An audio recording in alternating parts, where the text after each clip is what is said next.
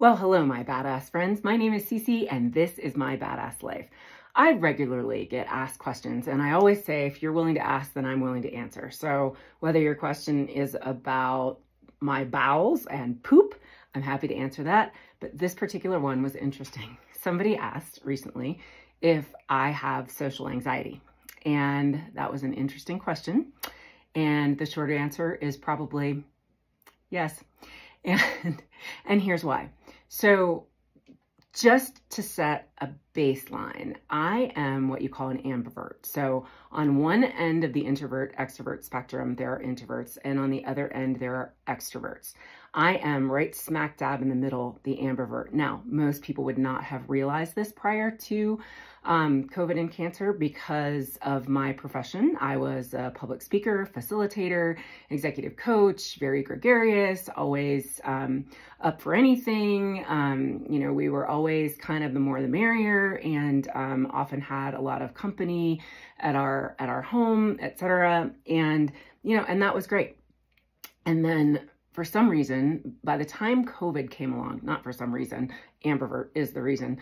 By the time COVID came along, I was exhausted. I was people exhausted. And this is when I started to really learn and understand about being an empath and an HSP, highly sensitive person, and how I took in everybody's energy all the time. And while I always kind of knew this, I never really had an exact understanding and a name for it in terms of how I just gave my energy away without protecting myself at all. So by the time COVID came around, I was like exhausted, people exhausted. We joked that I actually created COVID because I held up my hand one day to Amy and I said, I literally need a break from people for like a year.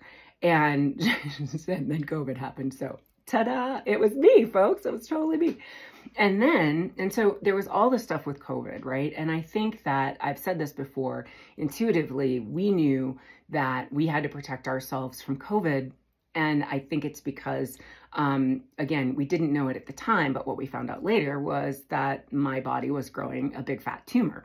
And so then we went from COVID to cancer, and cancer treatment required me to be fairly isolated for a lot of reasons, one of which is my white blood cells completely tanked, and I had to be really careful about who I was around, what I was around, etc. Well, I got diagnosed with cancer in 2021, so that was still COVID time. So, the masking and all that stuff, but it wasn't just that. It was literally I was exhausted from people by COVID by the time COVID happened. And then I was still exhausted. I wasn't quite out of that. Ambiverts, what happens is they can go like 90 miles an hour, 90 miles an hour, 90 miles an hour extrovert. And then all of a sudden they hit a wall, crash.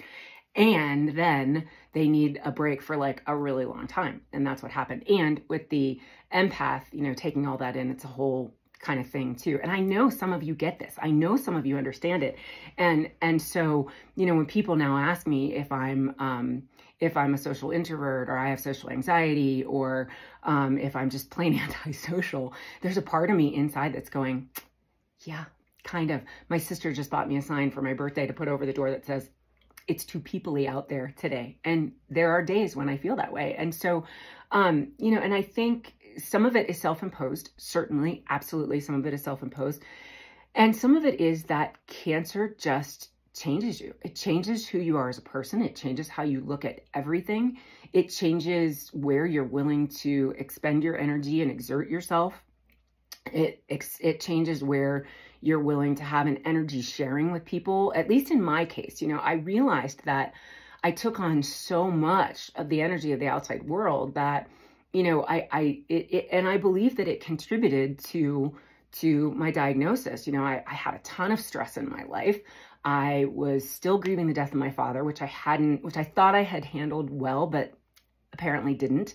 I was very angry about some things that were happening in the world.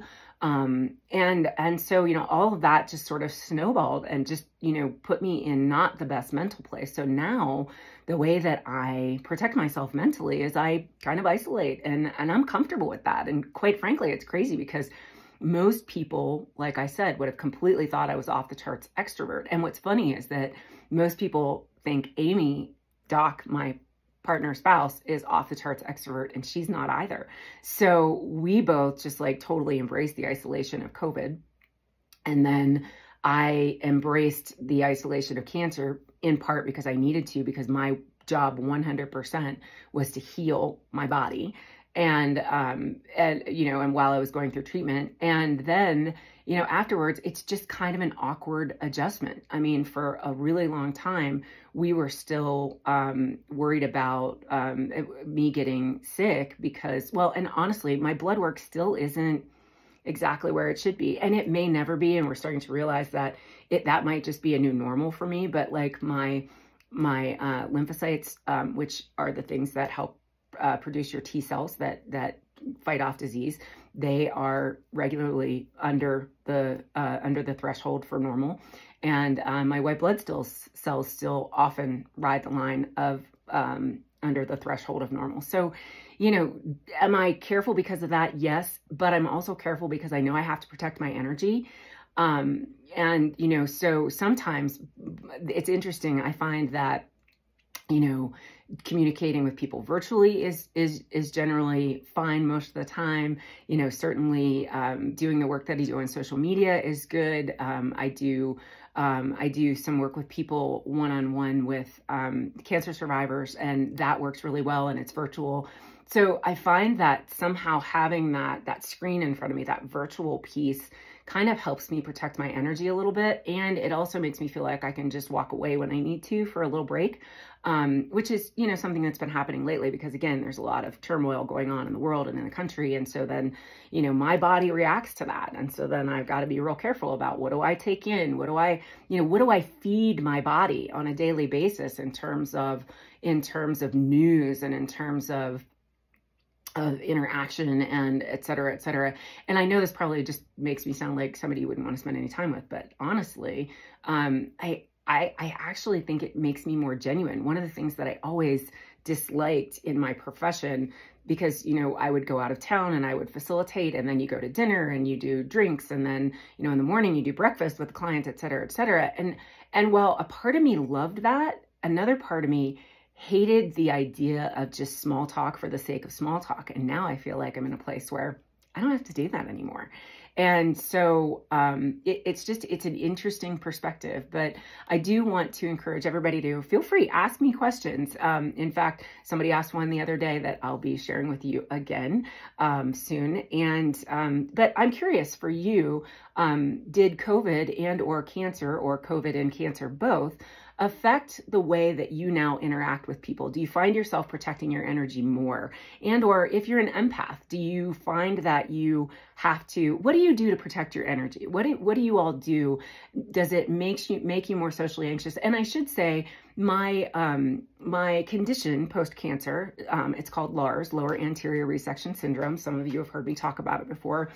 Does make things interesting for me because I do have some errant flatulence from time to time, which is great when I'm sitting next to your nephew at dinner, but maybe not necessarily good dinner conversation. Anyway, sometimes I do better than others. But in other words, what I'm trying to say is sometimes it's real hard for me to hold my farts in, although many of my friends over 50 say they're having the same problem. So, and I do go to the bathroom a lot. And so that tends to be a little awkward. Like somebody's like, let's go hike together. And I'm like, yeah, well, I can't leave until noon because, I have to do my bathroom thing. And then, not sure what that's going to look like on the trail. And it kind of makes me awkward. So yeah, social anxiety also comes with the sort of the after effects of cancer treatment. There are certain limitations, if you will. I mean, it doesn't look like I have any limitations. And for the most part, I try to live that way, but, when it comes to other people cooking for me, that gets complicated. So therefore, sometimes it's easier just to say, no, we're not going to do that today. Or when it comes to just the everyday type stuff, spending time with people and do they get it when I get up and leave just, to go to the bathroom 5 times in reasonable period of time. Anyway, that's what it's like, folks. So am I socially anxious? Probably. Am I a bit antisocial? Probably. Am I okay with that? Yeah, right now I am. Maybe in 10 years I'll be social again, but right now I'm good. I'm just I'm real good. And if you want to spend time with me, this doesn't mean that I don't want to spend time with you. It just means that I'm more discerning now than I used to be. So I know that some of you really, really get this, and other of you are like, no. Share with me in the comments how you manage social anxiety or not wanting to be around people, or how you manage things post-COVID, post-cancer, or just as being an empath or an HSP. Thanks. I look forward to hearing from you. Have a great day.